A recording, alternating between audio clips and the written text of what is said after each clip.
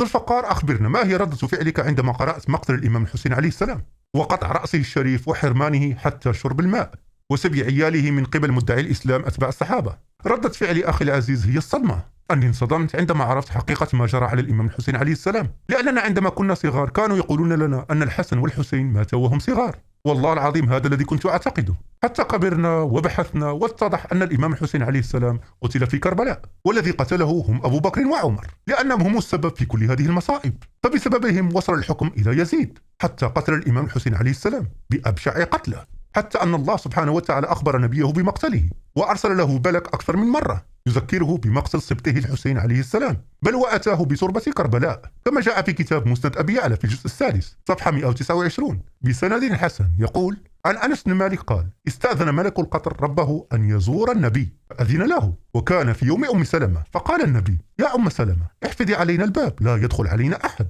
قال: فبينما هي على الباب إذ جاء الحسين بن علي فاقتحم، ففتح الباب فدخل، فجعل النبي يلتزمه ويقبله. هنا الإمام الحسين عليه السلام ما زال طفلا صغيرا يلعب، فقال الملك: أتحبه؟ قال: نعم. قال: إن أمتك ستقتله، إن شئت أريتك المكان الذي تقتله فيه. قال: نعم. قال: فقبض قبضة من المكان الذي قتل به فأراه، فجاء سهل أو تراب أحمر، فأخذته أم سلمة فجعلته في ثوبها. قال ثابت: فكنا نقول إنها كربلاء.